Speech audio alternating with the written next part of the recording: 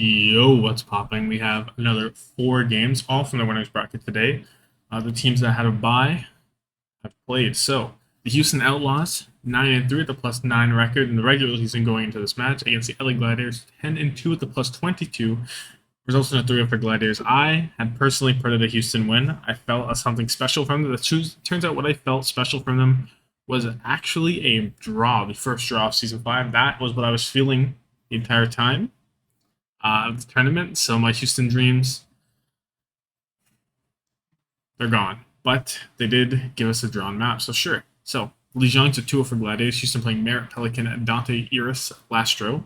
Glad's playing Patafon, Kevster, Reiner, Shu, and Funny Astro. Now markets at 100 to 87 for the Gladiators. Houston playing Sojourn Tracer, Doombap Zen. Gladiators playing the same thing, instead playing Ana Lucio as their backline. So Gladiators are just playing extremely fast, very aggressive on the Houston backline. And Houston's decision, how they answer this, is to peel back for them. And sometimes it works, but there's a lot of pressure on Dante to hit huge punches or hit really big like slams in order to kind of halt the progress of the Gladiators. Um, and when Gladiators have control, they do a very good job of selecting where the fight is to make it more difficult for Dante to do that. For example, they would fight in small room on the right. Kevster would be able to easily come up behind. Doomte can't peel for it. Yeah, so the Houston DPS do a lot in terms of trading out to get Houston some fight wins. That's how they get their 87%. But the Gladiators DPS just return the favor about the same amount.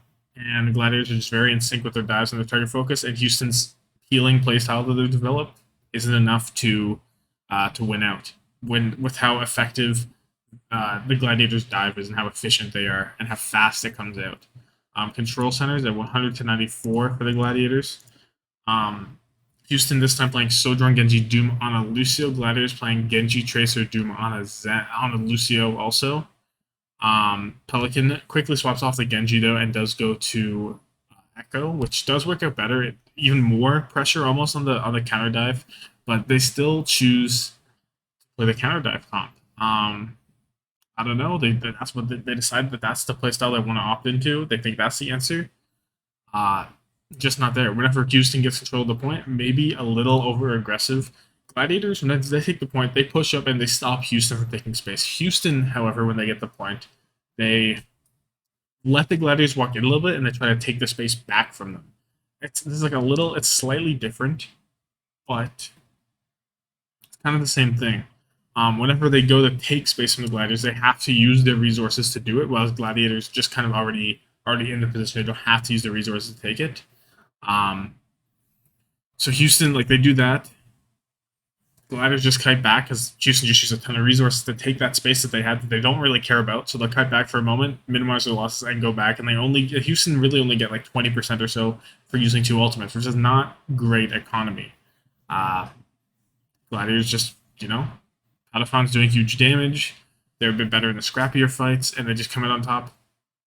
I don't know. Gladiators just win. It's like relatively close. It really is. 194. It's not bad, but Gladiators felt in control the whole time. They're more efficient with their dives. They're more efficient with their ults. They're more efficient with with space as a resource. And they just win. Midtown is the first draw of Overwatch League Season 5. So, oh my bad. It is a... Where did it go? Oh, here it is. It is a 3-3 win, or 3-3 draw. Piggy comes in for Dante. Skewed comes in for Funny Astro. Gladiators start on the offense. Both teams play Sojourn, Genji, Ana, Zen. Houston play the Sigma. Gladiators play the Winston. So a bit different there. Yeah, Patafon had an unreal round. Unreal. 15 eliminations and 9 final blows, but 0 deaths on this round. So like Gladiators, they play very well. There's a dab. Reiner hits the dab. I haven't seen a dab in years. I've not seen a dab in ages. But Reiner hits it. He hits the teabag. He hits the dab, and they draw the map. So I don't know. Maybe that's a little bit of a karma maybe at play. But anyway, Gladiators play very slow in A. They're very methodical. They're just letting Patafon cook and trying to get a pick, which is kind of plays into what Houston are doing. Like Gladiators don't outright lose. Like they outright lose a fight, but then the next fight they don't, and it still takes them like a solid chunk of time, like over 2 minutes, I would say, to actually find their fight win, despite it only being 2 fights. But yeah, I don't know. They open up the point whenever Potty cooks up. 4:15 to the B on B. They play very, very fast. They are just going with their ults. They're making sure they can steamroll as much momentum as they can. Houston kind of just they try to fight for the space, but it doesn't work out. And as they come out to recontest, Gladiators DPS just win. So then they have 4:15 entering C. So it just takes 2 minutes to get through all of B. It seems a bit slower. Houston are able to stabilize, and Gladiators are able to win out a fight eventually without too much ult usage.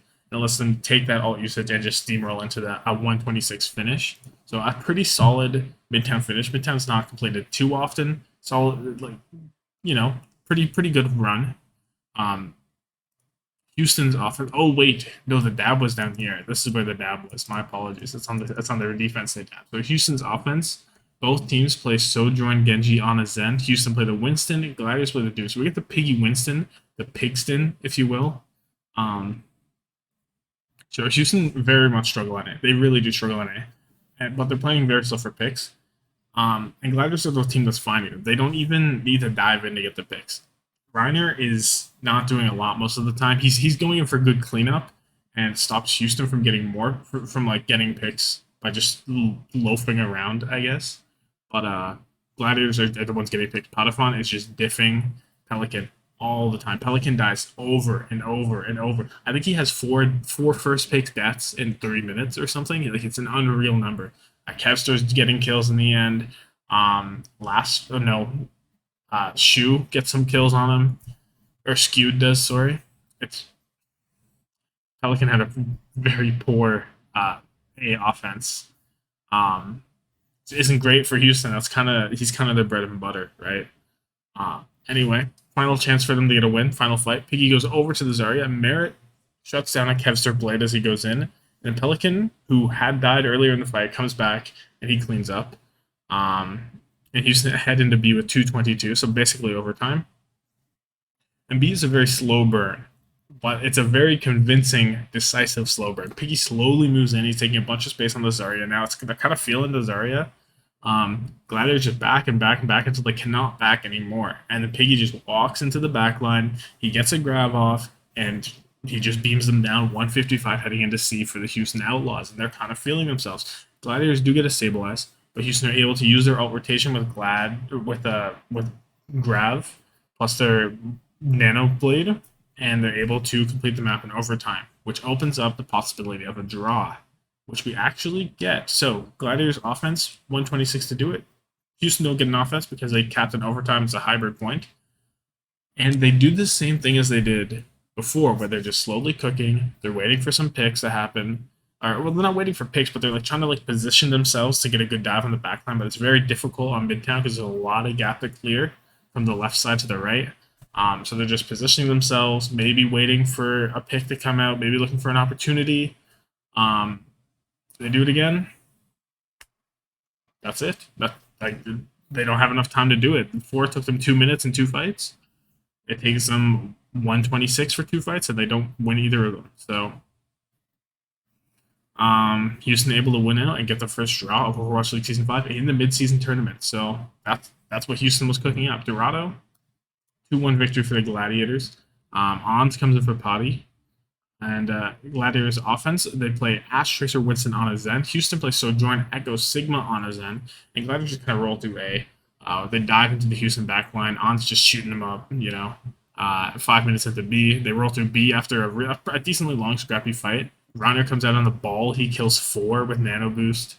3:15 entering C. But Houston hold on C for the most part. And then it looks like Gladiators, they use their ults. They're looking to the end. They're trying to clean up the Houston recontest. But then Pelican and Merritt clutch up despite Piggy falling early in the fight. And Gladiators get held at the very end of C. So, not bad for Houston. Not great to get rolled 2 points. You never want to see that. But you hold on, and they don't complete the point. That's good enough. For Houston, don't either. Houston on their offense played the Sojourn, Echo, Winston on a Zen. Back to the Piggy Winston. Gladiators play Widow, Genji, Winston on his end. So Houston actually do a very smart play. They do the standard stuff. They get the point to the under the choke, right? They die, they lose that fight, but whatever. But then Houston slowly get Piggy onto the On's high ground, and then they take a bunch of angles around the Gladiators, collapse on them, and they have 4-12 entry B. So it's a very slow rotation, but you take away that resource from Ons. If Gladiators dive on that, it gives the rest of the Gladiators an opportunity to move in. So Piggy makes the space that he's there to make anyway. So it's a win there. If they do nothing about Piggy, he gets a very good dive angle in the back line, which that's what they choose to do. And it was a very smart rotation from Houston. Houston fend off the Gladiators' dive. They win a scrappy fight early on B. They get some good progress. They had Piggy and Merritt come up big, and they get 345 entering C. And Gladiators don't touch at the end of B. They don't get that final recontest, so that's why just like a one fight on B, which is kind of rare to see. So they end up fighting early on C instead, and they win it. But then Gladiators get a little overambitious, maybe cut it a little bit. Houston wins that one. But then Gladiators went the next fight with ults. And Houston looked really good. They're in a very good position. They have like 4 ults, but they fumbled up. The Nano Pigston doesn't come out on top. Basically gets nothing. What else do they have? The dupe, not there. They had Trank. Someone died before he popped it. It was just a fumble of the ults, and they don't even trigger overtime, and they just lose. So Houston had the opportunity, had the resources to do it. They just didn't perform. They just didn't. It was their fight to lose. They misuse their ultimates and they lose. New Queen Street, 128 to 0 for Gladiators. They complete the map. Houston don't get anything. It's just a roll. It's just a roll. Dante comes in for Piggy. Potiphon comes back in for Ons. Houston play Ash Tracer, Doom on a Zen. Gladiators play the same thing, but with a Sojourn, and it doesn't even matter. Gladiators, they're just winning. The counter dive's not being successful. They're not trading backline successfully. It's just that Gladiators just went just 128 to 0. Gone. Eviscerated. Reduced to ashes, bro. Gone. Hamilton player of the match is going to go to Potiphon. He was just different. He was killing Pelican over and over, man. Midtown, watching Pelican just run in and die. Oh, what a sad time to be a Houston fan. If you're a Houston fan, I'm sorry for you for what you had to saw. Seeing Pelican get ran over. And it just amplified how much he's doing by Gladiator's aggressive and concise dive, because it lets Potiphon have so much opportunity to just fire away. Because Houston basically committed all of their resources into defending from the Gladiator's dive. But Potiphon's kind of free to do whatever he wants. His only competition is Merritt, who oftentimes will also be focused on the dive. So he's able to find picks that maybe the dive would get a kill, but maybe Potiphon would get the kill, and it doesn't really matter who gets the kill as long as the kill happens, right? So overall, dive's just a little bit cleaner than Houston consistently. Houston game plan to counter dive, just not as viable. With how efficient Gladiators dive is and how quickly they win fights off of their engages, it's just not possible. It just isn't. Houston also wasn't able to match the dive and trading backlines when they tried to do that. Houston just lose. Their standard game plan didn't win. Their backup game plan doesn't win. Just not there. And even on that broad map, it felt like a win for Houston because they were so far behind. But really, I feel like that was the Gladiators just getting their own head, playing a little bit too slowly for positioning, valuing that a little more. They just have to go in, try and make something happen. And with that plan, it's a decent plan on the first offense, but with that limited amount of time, at minute 26, it's just not enough to try and set up a perfect dive. But yeah, overall, Gladiators quick and pure, just the aggression they had, as well as Reiner's flexibility to be able to play the ball when he needs to, the Winston, the Doomfist. Basically, that's all he was on. But that's all he needs, right? Just make them a real force to be reckoned with. So, moving on. London against Shock. London 8-4 with a +6. Shock 11-0 with a +20. This is 11? This is 12, right? Probably 12 with a +29 or something. I don't know. It's a 3-1 for Shock. London come out and they actually win Ilios 2-1. Playing Shaq, Sparker, Hottie, Backbone, and Landon. Shock playing Sam, Proper, Mikey, Finn, Violet. So Ruins actually is a London win. And you'll notice there's not actually a lot of rush coming up from London right now. They're playing more of the dive style. Very interesting. So London playing the Tracer, Ash, Balls, and Ana. Shock playing Hanzo, Tracer, Balls, and Ana. The only difference being the Ash or the Hanzo. And London Ball gets him to 99%. Sparker's just going nuts. But Proper carries Shock to a solid 57%. But Shock had a Troll Face in the last fight and they don't touch. Pretty decent chance they could have won. But they don't. So London just kind of take it. They're just chilling. Lighthouse is 100. Wait. Hold on. This is supposed to be Shock. London Lighthouse is a 126 for Shock. London playing the Tracer Surgeon Winston Zenana, while Shock playing the same thing except Echo Ball.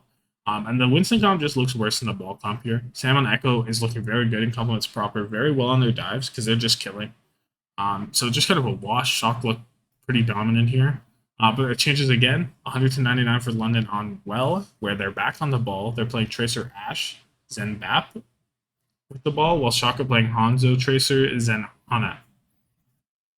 And London again are coming out swinging. They're flipping the and like a very prominent thing that happened to Shock twice is they got control, but then they gave the point up for free for London, and then they would do the fight. And it doesn't matter if you win it or not. They're still giving up a minimum like 30% to London. And in the very end, they do C9 the point. There's 5 members alive. Mikey jumps off, and then so does Proper. He also drops off to get some healing to go to a health pack or something. And it's just a miscommunication. Off the point, C9. Very winnable for Shock. But I guess it's not like it's for free, but it's not like it was unprompted. London were either pressuring the point with a window, maybe, making it very hard for them to touch, or pressuring the backline, so they were peeling for the backline, so the backline couldn't touch. Maybe Mikey was on a flank or something, who knows. But Shock just don't touch with 5 up in the end. London ended up winning 100 to 99. So they take the first map. Eichenwald's at 3-2 for Shock. Kaluj comes in for Mikey. Shock on their offense, playing Tracer, Sojourn, Winston's, and Anna. Or nope, that's what London's playing on their defense, but Shock on their offense playing Sojourn, Tracer, Diva, Zenback. There's a Diva on the field. Watch out. Kaluj is on Diva. Shock just kind of rolled through B, though. 515 into B. They roll through B, 515 into C, and they're just playing Proper. Is just going. Proper's just going. Hottie swaps over to the ball. Kaluj swaps over to Sigma on C, and Shaq diffs Proper. Diffs Proper. And the London's holding very strong in the final corner of C.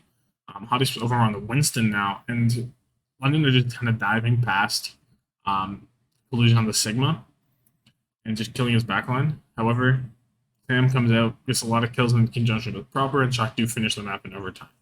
So a very solid push on A and B. C peters out a little bit. I do like Sigma, but if London are just diving past the shield, maybe just don't play it, because it's very hard to it's a good adaptation to go Winston as well, because if you dive past the Sigma and you place the bubble down, Sigma can't do anything. He just can't.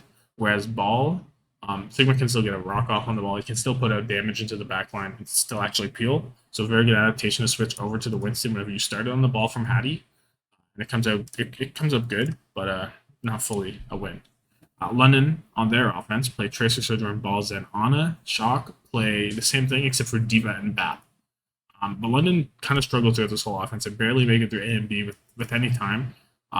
Because Kaluj on B is on the Diva, and he is stalling the cart progress for all it's worth. You don't need to put your Tracer down there whenever your Diva can be there, and then if London were to say, ignore the Diva, because like, okay, we're not getting the Diva off cart, let's go to the high ground, Diva can just fly up to the high ground and peel just as easily. So it was a very good showcase of why Diva is actually useful and what her niche is, kind of, because it has the ability to maintain cart pressure while also go peel for the backline on the high ground. And we're just able to stall so much time off the clock, even though like it wasn't like decisive losses for London. Just with how much Kaluj was able to do, made it very difficult for London to actually get good progress. On C, they just didn't have enough time to finish out, so they lose. Dorado, 3-2 for Shock. Kilo comes in for Sam. London on their offense play Tracer, Surgeon, Balls, and Bap. Shock play the same thing, except as the Diva. Again, the Diva is here. And once again, London really struggled to find anything on A. Kaluj, again, peeling, stopping the cart, doing so much on the Diva. And London eventually are forced Shock into a corner. OS Dorado. This is Route 66. Hold on. That changes things in your head if you're trying to figure out how it works in your head. So, Kaluj Diva, it makes a bit more sense that he's peeling and stopping the cart now because, goes up to big girls on the high ground. But yeah, eventually London corral Shock maybe into the back of the staircase, surround them, and win in overtime. So they have 230 into B. Proper wins some fights on B, and Shock look to hold before Sparker just goes massive in overtime and just wins. So 130 into C. And then Shock dive very aggressively into London. Sparker dies early, and Shock are just able to use her ults in overtime to hold into about the middle of the final point. Shock on their offense. London plays Tracer, Sojourner, Winston, Zenana. Shock play the Widow, Tracer, D.Va, Zen, Bap. So the D.Va, once again, and Shock are winning initially until Hattie comes back on the ball, and then London end up trading the backline better than Shock do. That is one thing D.Va can't do as well, while much better at setting up dives for your DPS.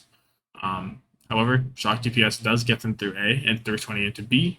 London very closely hold on B because Sparker is just crazy. He was popping off spectacularly on B, just doing the Lord's work. He was killing three in one fight, killing three in the next fight, killing both supports, just going crazy. However, you can't keep that up forever. Proper Kilo just kind of do their thing. Shock end up capping in overtime and have 130 into C. On C, Hottie hits a dive. The Mines does not get as much value as he needs to. Proper ends up pressuring the back line. Volley hits a good window, and Shock end up winning because they don't have to push it very far, so they only get the one fight there. And Shock win. Coliseum, 101 to 88 for the Shock. Backbone comes in for Shax. Admiral comes in for Backbone. Like, he switches over, Backbone swaps from the Zen to the Flex DPS. Sam comes in for Kilo, and Mikey comes in for Kaluj. So, with that, you can probably guess what London plan on doing. For the first time in the series, they plan on playing Rush. Don't get it twisted, they are still a Rush enjoyer. So London play the Mei Sojourner Ryan, Lucio Bap. Shock play Sojourner Genji, Winston on a Lucio. Shock come out hard, and Sam is very much getting the better of Sparker early on the Sojourn. And London is just really unable to pick and choose and rush down what they want to rush down. And I don't know. Like, they do bring it back. They bring it back, right? But at one point, it was like very bleak for London. I don't know exactly what it was off the top of my head, but it was maybe something like Shock had a checkpoint and London had barely moved anything. And that is a very difficult deficit to come back from because you just need to use ults to even get to the midway point at that point. But yeah, I don't know. Just like Sparker does wake up and he starts diffing in the end. But Shock have accrued such a big lead that it would be very talented for London to come out on top. There were some very questionable ultimates multiple times. Backbone was just blizzarding kind of nothing sometimes. Hottie does a little Hottie trolling and shatters the Winston bubble for fun. But that's it. Shock get the better at them at the beginning, end up winning. Thompson playing the match again with a proper, just consistently an absolute menace in the back line at all the time. There was no exceptions to that. No matter what, he's in the back line. He's making it difficult for London to do what they want to do. And he was just doing so much. Especially because as the fight goes on, he's just getting more and more value unless he dies. And rush fights do take a long time sometimes, so Proper was just doing more and more consistently. So in a lot of scrappy fights, that's where Proper and Tracer excels. And he ends up doing a lot. Overview, London did look very competitive despite only playing the rush once, which we can need to step back and stop calling this team a rush one trick. They very clearly are able to be competitive on different rosters, different compositions. But yeah, Barker, crazy. He was a nutcase. He was doing so much. I thought he was going to carry them to a win on Route 66. He just isn't able to. But without him, it does look quite worse for London. Sparker definitely the focal point of this roster when they aren't on rush. Even when they are on rush, Sparker is doing an unreal amount with very little setup in terms of dive or like pressure off of him. But yeah, Shock really barely came out in a lot of all these maps. London were one fight map away from winning multiple maps, and that's a lot. That's a lot for them. But D.Va did do a lot for Shock, actually. You wouldn't think it, but the point pressure and peel potential was just too much a lot of the time, and it drained a lot of the time bank from London. And you don't need to hold the point; you just need to drain a lot of time from it. Oftentimes, it kind of stifled often the offense of London. I don't know. I said often like 15 times there. Yeah, really strong performance. Not bad if you're cheering for London. Not bad at all. Uh, Shanghai Dragons against the Dallas Fuel. This is the match. Well, it's the match if it was last season. This season, not as much as a match. Shanghai Dragons 9-3 with a +9. Dallas 9-3 with a +13. It's a 3-0 for Shanghai. Just a clean 3-0 for Shanghai. Not a lot of fight back from Dallas, to be honest with you. So Oasis a 2-1 for Shanghai. Playing Lip, Fleta, Fate, Izayaki, Lige, Gone. Dallas playing Edison, Sparkle, Fearless, Fielder, and Chio. Gardens 100-0 for Dallas. Shanghai playing Sojourn, Echo, Doom on a break with Dallas playing Reaper, Genji, Winston, Moira, Lucio. They do enjoy the Moira, Lucio still. And Dallas are just smashing their face into Shanghai. They're just running it down. Edison's running onto the backline, and Dallas get the first cap. Dallas continues to do this. They just set the tempo. They see Shanghai, they run at Shanghai. That's the only thing they think of. Their minds are all linked. They all get the same thing. They get the fucking neuron transmission, and they're like, we must go on to Shanghai, and they just turbo into them. But it works because they're all on the same target. They all are doing it together. You have five just brawlic men running into you. What are you doing? You can't do anything until they do something. University, 198 for Shanghai. Same thing happens. It looks the exact same thing. They're doing it all over again. The team compositions are exactly the same from map to map, except Edison's not on Reaper. He's on Tracer now. I'm not sure what prompts to swap to Tracer. I would think Reaper would be better in University. I don't know. But it's working. And then Shanghai gain control of the point. The Doomfist that they're playing, which they're playing, by the way, which I haven't really played, they punch them back. The run doesn't work. The run gets stopped. Shanghai stabilized. They get the win. And then Dallas just don't do anything. They can't get there. They're trying to run onto the Shanghai backline, but they can't get from point A to B. There's a fate. There's a big Doomfist in the middle of them. They can't run through the Doomfist, so they just lose. And it happens again on City Center, only even worse. 100-70 for Shanghai. Same story. The Dallas comp plays very well when they have control of the point, but as soon as they lose control, there is far too much distance to go from the start to the choke into the Shanghai backline. There's just too much. Too much ground to cover. Shanghai are able to poke out and kill the Dallas backline with their Echo composition, with their Sojourn. They're just not able to do it. Midtown is a 3-0 for Shanghai. It doesn't get better for Dallas. They peaked in map 1. They peaked in round 1. Midtown, Bebe comes in for Legion, and Gurio comes in for Addison. You never want to see Gurio come in. Not inspiring to see Gurio come in. Shanghai's offense, they play Sojourn, Tracer, Ball, Zen, Ana. Dallas play Ash, Tracer, Winston, Ana, Zen. Lip is that guy. Lip is that guy. He is just that guy. He is killing everyone. He wins the A with Nano Boost. They have 415 going into B. There's no overclock needed at all. Just none. He just gets Nanos. He says, okay, I'll go kill them. And he kills them. Shanghai pushed through B slowly, but decisively. Lip just kind of wins on C as well. And, if you let Lip cook, he will give you the finest 3 Michelin star 5-course meal ever. He will. Lip has never let me down. Lip has never let anyone down. He is just going to win. That's not much to say. There's really not much else to say. They complete the map with 41 seconds, which is completing the map at all in Midtown is a success most of the time. Dallas's offense, horrible. Just horrible. Shanghai playing Sojourn, Tracer, Dooms, and Ana. Dallas playing the same, but with Winston. But they never get a good engagement onto Shanghai. Even when they do get pressure on the backline. They do get a tick. But Shanghai just backed up. They said, okay, take the tick. They walk back in and they just won. Izayaki is pounding. Lip is still pounding. And Dallas just cannot actually get to the backline. And they lose. It's the same story carried over, different composition, same story. They can't get to the backline. They just lose. Circuit Royale, 3-2 for Shanghai. Boyd comes in for Fate, and Hanbin comes in for Fearless. You get the off-tank players. These two things are wrong. Put their guys in there.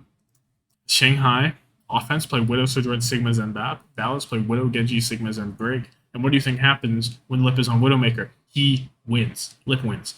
Dallas are basically playing a 4v5 with how dead Gurio is. And they still manage to hold on to B because Sparkle is that guy also, but Lip is even more of that guy. Dallas just don't know how to hold on to C. They fight for the forward high ground on C. Why? Who has ever done that? There's the pool high ground, there's the forward bridge high ground. Why are Shanghai staged there? What is their goal? Shanghai just rolls their cart under them. Dallas go, oh, we got to contest the cart, guys. So they drop down and just die, and they don't even get a good recontest. What is the goal? Someone tell me what the goal is. Why have they done this? No other team has done that in the history of Overwatch League Season 5. So why have Dallas done this against Shanghai? I don't know. I don't know. Have they never? I don't know. I don't know. I don't have words. Dallas on their offense. Shanghai playing Widow Sojourn Sigma Zen Bap. Dallas playing Widow Genji Sigma Zen Brig. Dallas do brawl out A. Fleta kind of mispositions a little bit, a little too far forward, and he dies, so they have 4 or 5 into B. Shanghai do some very weird stuff. The supports end up rotating into the old spawn, and they just kind of lose because now the supports are in Nam, and the front line is in, like, I don't know, Russia or something. And they just lose. I don't know. But then Shanghai just hold on to C forever because Lip is diffing Gurio. No one's contesting him because Gurio can't contest him because he just dies. Sparkle can't get close enough to actually kill him. And Shanghai just win. He gets a 3K at the end. He's just, it's just a Lip difference. And he's going to be the Automaton player of the match. He goes bonker brazy. Nuts on the lobby. Gurio has no chance to beat him. He's none. It's not even like, it's like they picked him up from a Masters lobby. And he's Kefri. Kefri would do better, maybe. He'd be never mind. I don't want to talk about it. I thought about the Widow clip where he sits AFK for 36 seconds and to try and suspect him of cheating. He would suspect Lip of cheating, and he would fix Lip out of the lobby. So that's how Kefri would beat him. Thoughts? So overview. Fuel came out looking very promising.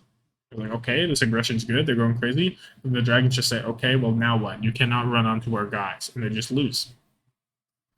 And then as soon as I see Gurio, and it's over. It's just over. They decided they had the map selection. They said, yes, we will take Gurio to Circuit Royale to face Lip in a Widow duel. And they did it with a straight face. And they genuinely thought they could win. Delusions. Same with all the Dallas Fuel fans. Delusions. That's going to work. Lip going unchecked is disastrous. You won't win. Dallas did not look like a team with a top 4 seed in this tournament. They looked worse than the Toronto Defiant against them. I fear for Twitter. I fear for the Overwatch League community if the Dallas Fuel get rolled in the lower bracket. Who do they play? Dallas play Philly. Philly not going out of this tournament early, I suspect. I really do not think Dallas looked. They maybe looked horrible. Maybe. However, their tactics might work against teams that aren't the Shanghai Dragons that cannot put enough distance between them and the backline, enough roadblocks to stop Dallas from running it onto the backline. We'll see if Philly, using a Wrecking Ball or a Doomfist, whatever they choose, are able to put enough roadblocks between Dallas and the backline. Maybe they won't. Maybe I'm overhyped. Maybe I'm overselling it a little bit. What I'm not about to oversell is the Hangzhou Spark beating the Seoul Dynasty 3-0. This is immaculate. This is crazy. I did not predict this as a Spark fan. I was like, there's no way. This is a lower bracket run. You'll beat them the next time around. No, they're beating them this time around. And what does that make Spark? Right? Is it too hard? It makes them a top, what is that, 8 team? Okay, sure, top 8 team. We'll take those. We'll take top 1. So, Ilios, 2-1 for Spark. Spark playing Shy, Alpha, Bernard, Super Rich, and Irony. Soul playing Prophet, Stalker, Smurf, Creative, and Vindane. Well, however, is a 173 for Soul, and it wasn't close, really. It was a 173, but it wasn't close because Prophet is killing everyone. Prophet literally just killed the entire lobby on Hanzo. It was unreal. It's a surprise to me. I'm just surprised that Spark even had 73% there. I didn't think they would, to be honest, looking at this. I guess they were able to with the Alpha Shy difference a little bit, but Prophet diffs so hard, so unbelievably hard. I thought it was doomed. I saw this map and I was like, it is doomed. Spark have lost. There's no way they're winning. But they do. Moving on to Lighthouse is 100-0 for Spark. So Spark playing Tracer, Echo, Ball, Brig, Zen, and that's also what Soul is playing. And the Spark dive is just better. Alfie is diffing Prophet on Echo, Spark just looked like the better team. The backline is dying less. The backline is doing more. Bernard is doing more than Smurf on ball, which is curious because Smurf is the main tank. Smurf is the every tank now, and Bernard is still more of an off tank player.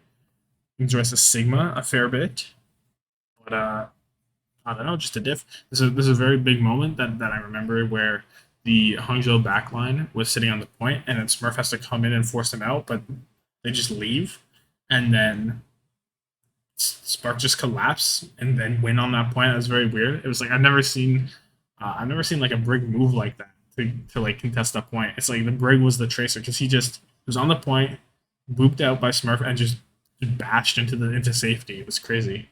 Ruins is 100 to 15 for Spark. They're playing Ash, Tracer, Ball, Brig, Zen. Soul playing the same thing, but with the Sojourn, and I rate Spark's comp a lot more here. I think the Ash is able to do a lot more than Sojourn on this map because it's very hard for Stock to actually get that charge in this composition. And so he's not really having the same impact that Shy has immediately while defending his backline from the Tracer or while even taking the duel. The immediate pressure is a huge difference. I think it's a very key component for Spark winning this 100 to 15. But also Bernard was doing a lot. Alpha Yi was going nuts. So Profit was also doing a lot. Probably is the reason they get that 15%, but Alpha Yi plus Shy differencing plus the ball. Pretty good win for Spark.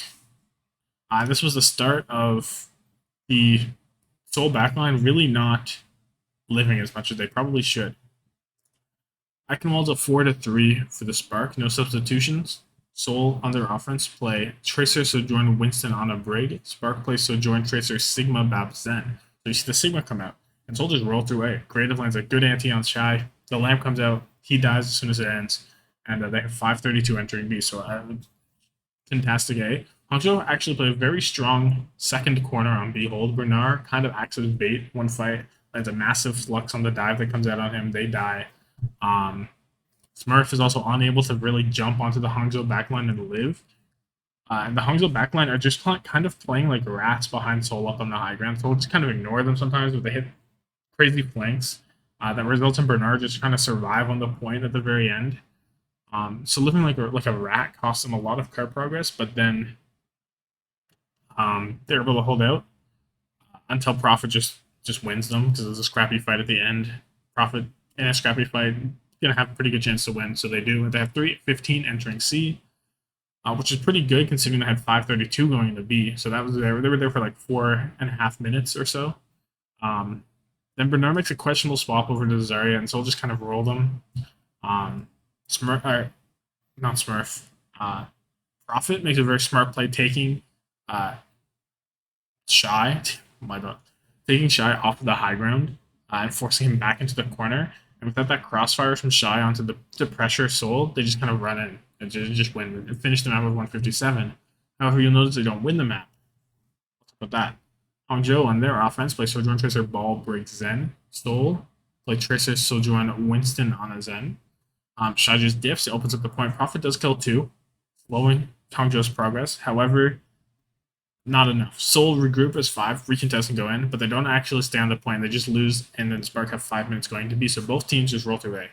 Hangzhou kite. Soul's a very fast dive attempt. Cut it up. Kill Smurf, who doesn't choose to pop Primal for some reason to the Nano Boost. Don't know why. And they just roll him. And then they just keep on trucking. They close out a scrappy fight. They have 402 entering C. And then they roll through C because Alpha Yi is crazy. And then they also use Mines and Rally at the end of C. Classic impossible to defeat strategy on Eichenwald C. 237 cap time. So Hangzhou have a better cap, and they just roll. And they look better. They actually look like they have better strategies than the Seoul Dynasty. Changun having strategies unheard of. Because like that bait from Bernard with the flux, that's a strategy that happened. That was real. At the flank, also, I'm assuming a strategy that's real. The swapping to Zarya also a strategy that's real. Don't know if I agree with it, but it happens. Soul, 157 on their offense. Spark, instead, don't play the Sigma. They play Tracer, Sojourn, Ball, Brig, Zen. The same thing that Soul play. Bernard just jumps as Creative. Creative was so mispositioned. He was sitting at that choke while all of Soul had walked in but Creative would just pickle chilling at the choke and just dies. Alpha E marking Profit very well. He forces Profit recall, and then he goes on to the backline because he still has his recall. Profit has no recall. Alpha E recognizes my job here is done. He cannot realistically make any good plays on the backline. It's too risky. So he goes in with his recall, makes the risky plays himself. Then he kills another 3, and Soul are forced out. Profit triggers overtime, but Bernard dives, isolates Creative. Hangzhou kill him. Shy kills him. Soul just die to Shy, and they lose. Spark on their offense, they just win. They just ran in and went on the same composition. They ball came out, they just won. That's it. They just won. Dorado, this says 3-0. It was not a 3-0. It was a 3-2.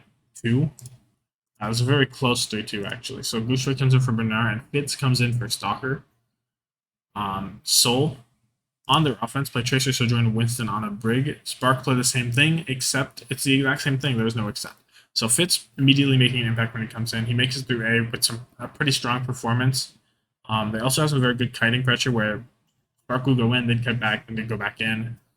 So they have 438 entering B. Spark stabilize on B. Profit does get a lot of card movement though in the meantime.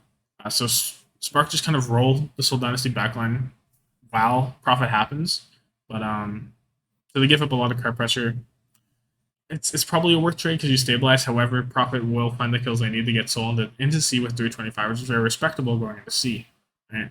However, it does mean they were held up on B for a pretty considerable amount of time. Soul win the initial fight on C, but Spark are able to stabilize off of a Nano Clock Shy flank. They find staggers to further stabilize, and then Alpha E in the final fight gets a massive 2k pulse. After that, it's not a chance for Soul to actually come out on top. Spark hold at the end of C. Hangzhou's offense, they play Sojourn Tracer, Winston, Brigana. Same thing from Soul, except they're playing Ash and Zen. I don't love playing Ana Zen on this defense from Soul. I really think you want a Brigitte there to kind of stop the dive. But to be honest, Spark do kind of get styled on A. Profit put up like kind of a clinic on Tracer with Smurf. They're diving very aggressively. Their backline able to output a lot of pressure because they're on a Zen. And if the dive doesn't come out from if dive doesn't come out from Spark, they'll just lose. Eventually, Shy gets dove, he kites back, gets nanoed, jumps up, kills both supports, and at that point they just kind of win. However, Gushue goes deep with Primal on the recontest from Soul, and then he dies.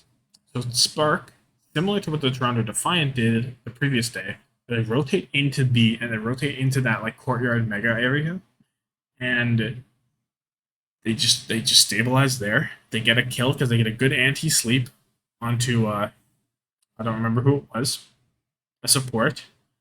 They force out Trank, which doesn't save a guy that's antied, obviously. They wait for Gushue there, they push out with their rally, and they find kills, and they come out on top, and they have 3 minutes. So they stabilize back there. Very hard to dive into that room, especially when they're willing to commit halts there. Very smart play. Again, Spark making a smart play.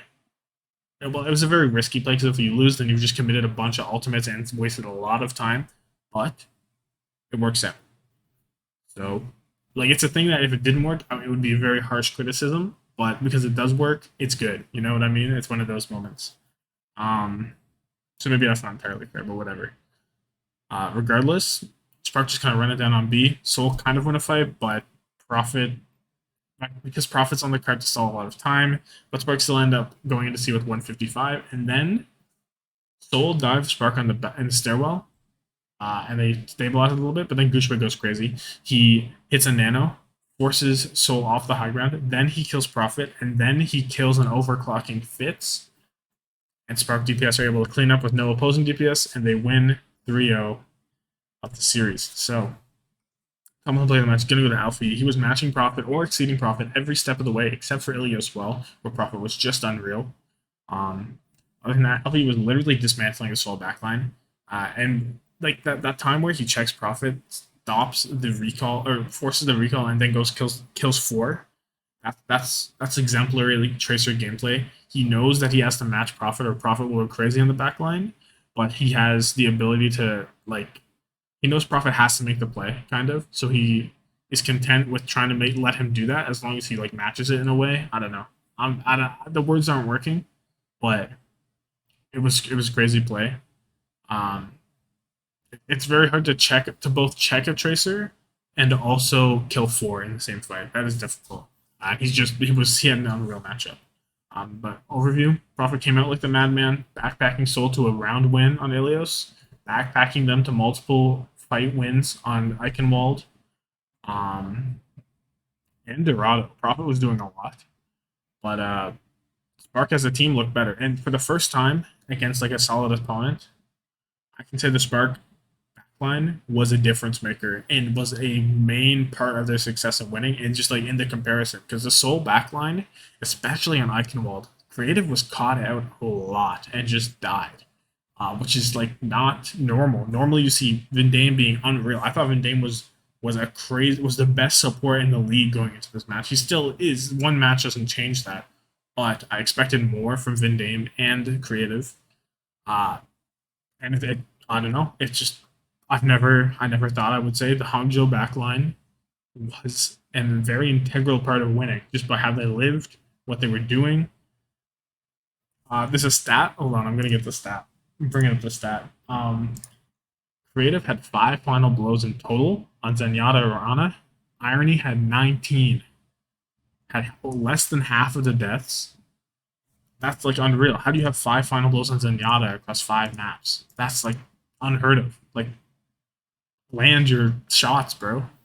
But yeah, Spark genuinely had smart plays, good like coaching decisions, solid like game plans. It's like it's a whole new team, and I'm all for it. I don't know. I don't have much else to say. So let me know your thoughts down below. Long video. Hopefully you've watched the parts that you enjoy. If someone asks what happened in the day 2 of the Midseason Madness, drop them this video. Encourage them to take a look, maybe. But yeah, like this video if you like it. Subscribe for more daily road content. Thank you so much for watching, and have yourself a good one. Deuces.